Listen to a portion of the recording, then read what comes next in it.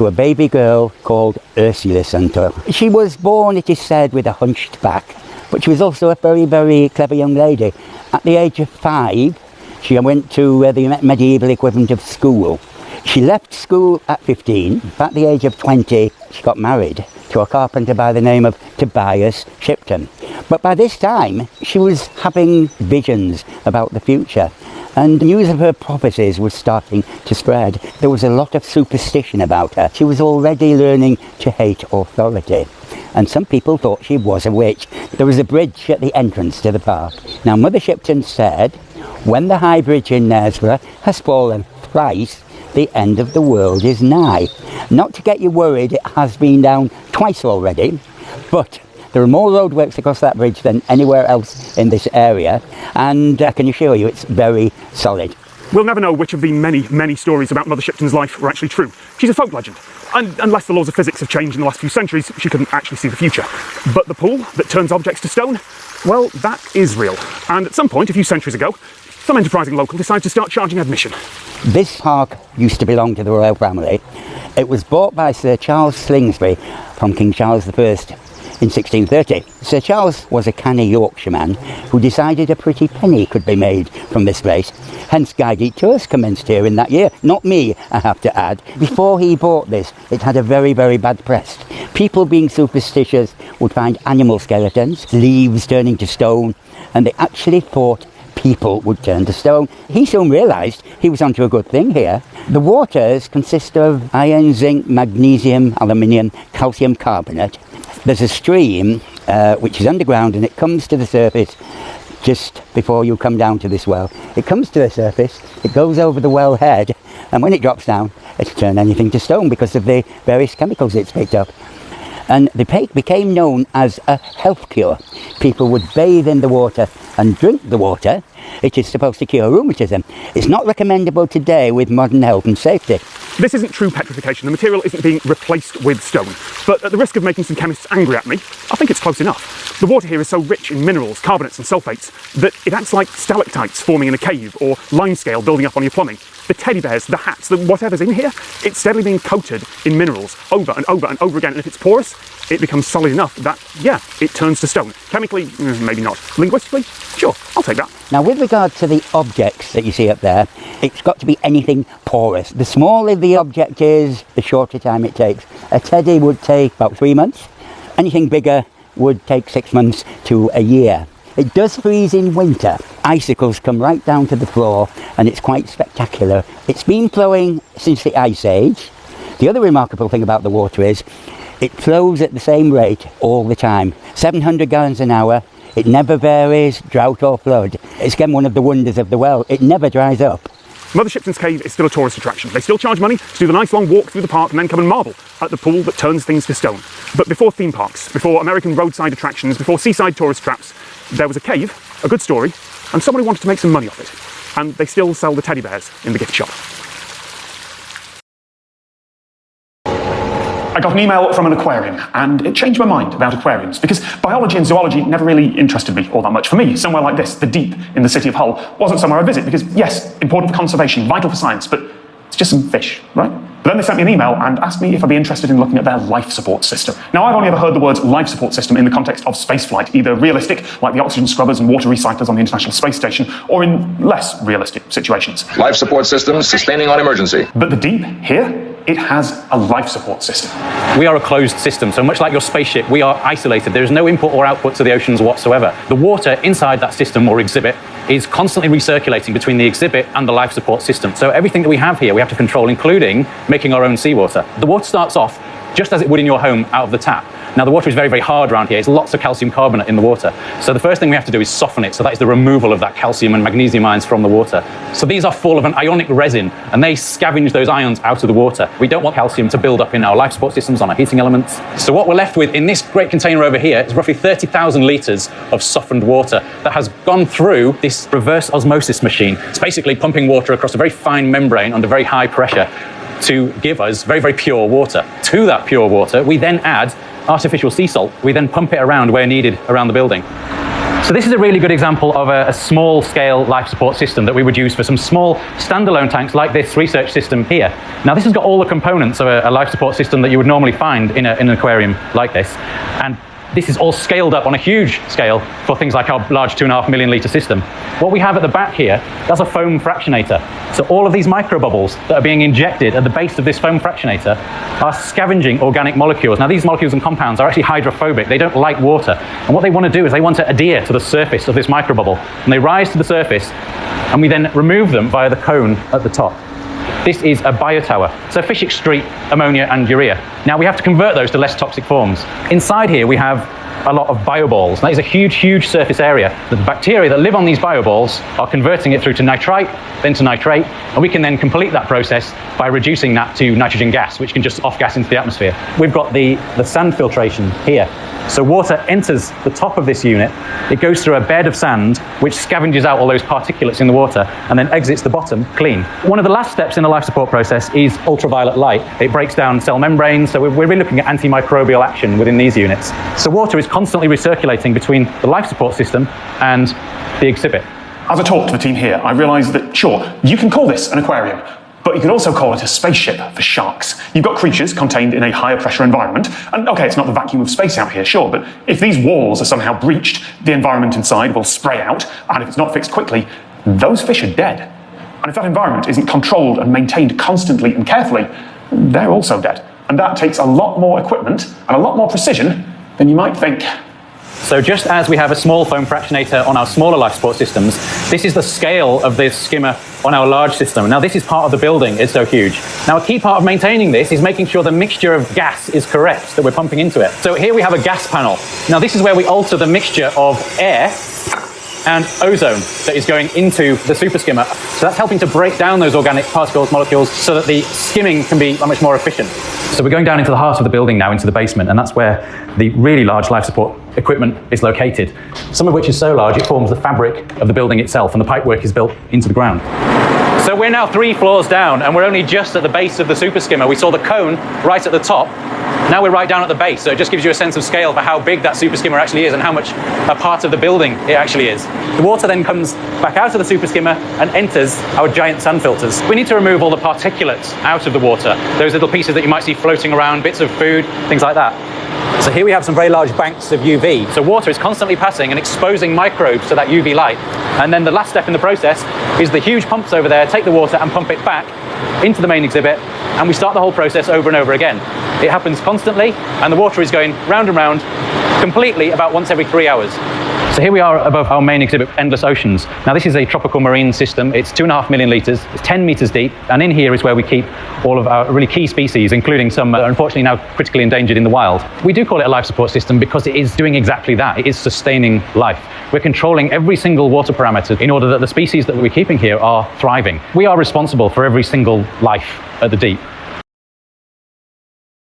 It is a cold and bleak day here.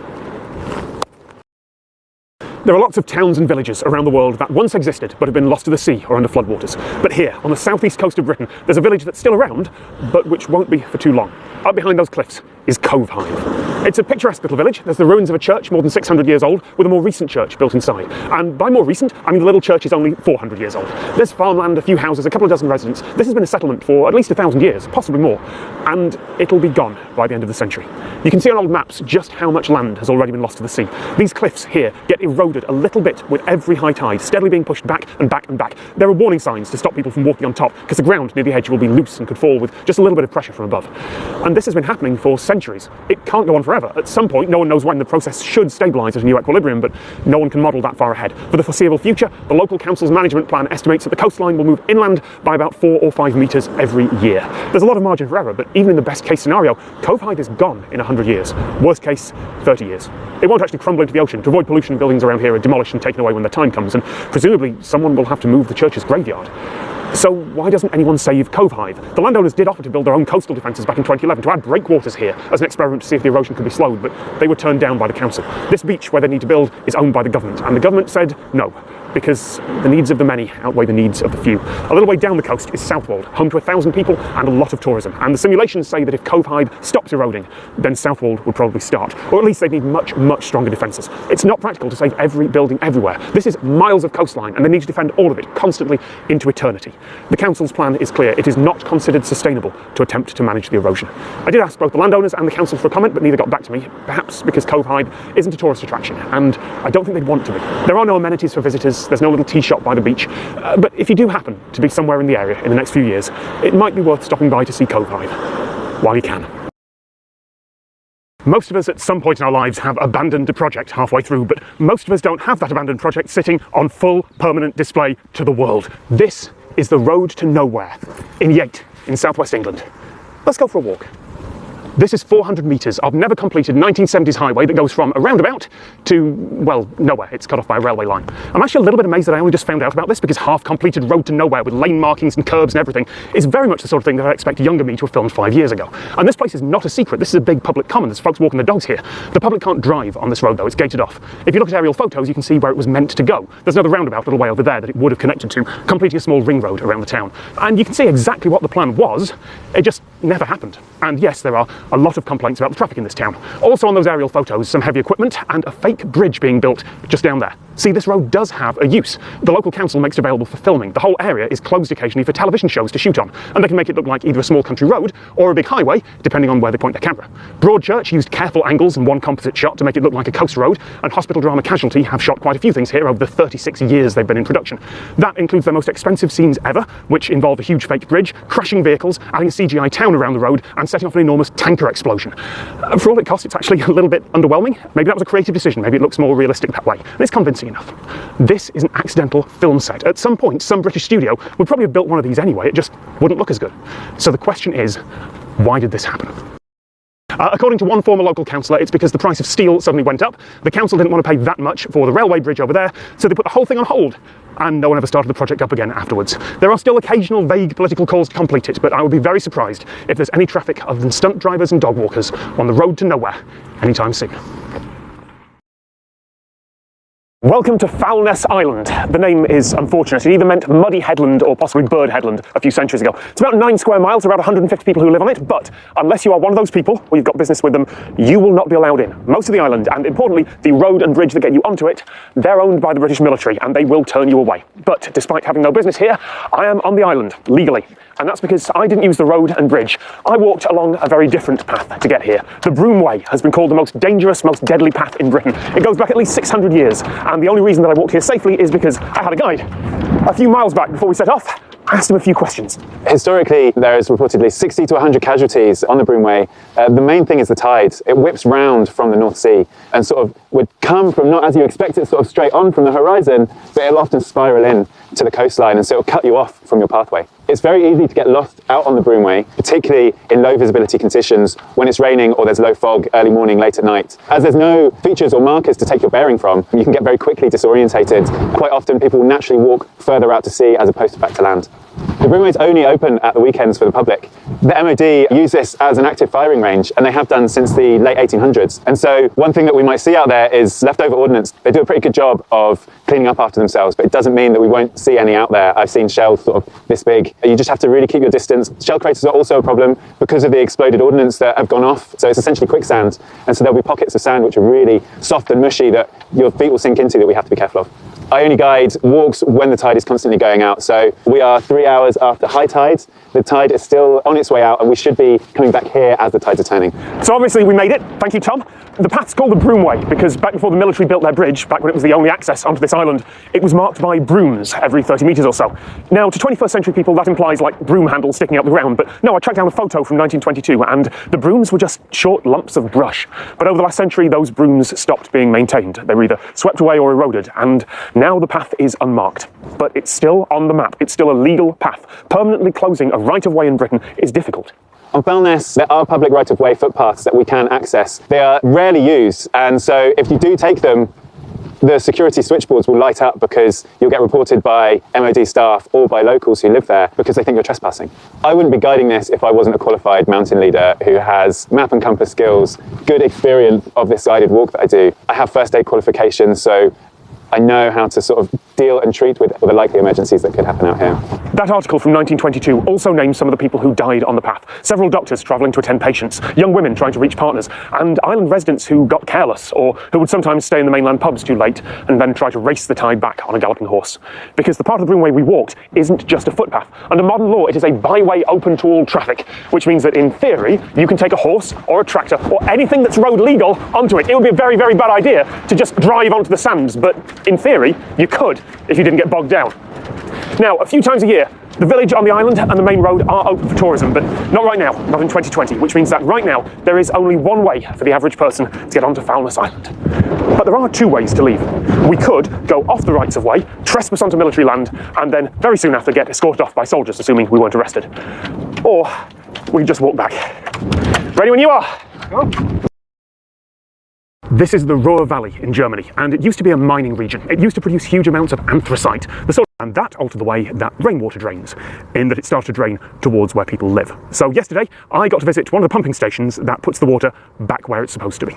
The problem is that we have coal mining in this area since 1850, and because of this, the landscape has sunk down, and so we had to pump the whole river Boye up 18 meters to the river Emscher. And the river Emscher is flowing to the Rhine.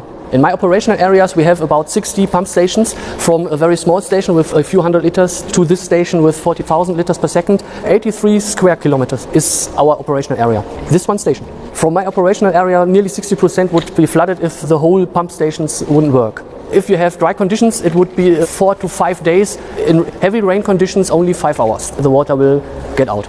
Just to be clear, those pumps are moving a whole river, a small river, but a whole river, 18 meters up, and through massive underground pipes so the water can then join a bigger river that does eventually flow to the sea. There are around 180 pumping stations, large and small, across this valley. That one station is the largest. After a heavy storm, it will move up to 40,000 litres of water every second. If you look at articles about this, they'll sometimes mention groundwater and aquifers, but the engineers here told me that is wrong. It is probably a mistranslation. These are storm drains to deal with rainwater. The coal mining companies are paying for this because they had dig the coal, and because of this, the landscape is sunk down, so they have to pay for. When coal mining started here 150 years ago, no one thought about the land sinking. And when they did notice it, which was somewhere around 1900, it didn't stop them mining, they just built the first pumps. The coal was worth the money and the trouble then. But running the pumps is an eternal cost. Not technically eternal, I guess, but this won't go away in 100 or 1,000 or 10,000 years. Not until something equally dramatic and geological comes along to reshape the land. If people want to live in the Ruhr Valley, not the Ruhr Swamp or the Ruhr Lake, then the pumps must run. A few months ago, I went to Zwentendorf in Austria, which is a nuclear power plant that was built and ready to go and then cancelled. And it's now a training centre and accidental museum because, well, what else would you do with a never-used nuclear power plant?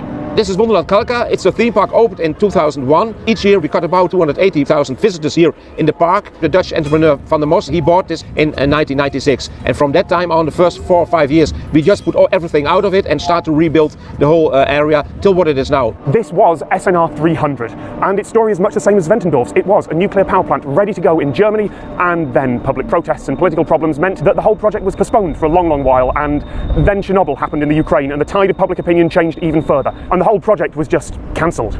The reactor itself, all the valuable stuff in there, well, that was sold off for parts and for scrap. But the land, well, that was sold off in the 90s. What we've got now is a theme park with approximately 40 attractions. Of course, there's a carousel, there are the teacups, the elephants, and there's also a very nice roller coaster in the park. One of the important things we've got is in the cooling tower, that's the vertical swing. We've got an hotel with 1,000 beds, and we've got a big exhibition hall with 9,000 square meters where you can have all kinds of exhibitions. 2/3 of the buildings at the moment are still empty. For example, the building behind of us was the reactor building. The reactor building, it's nothing in it at the moment, but we want to make a new landscape in it with all kinds of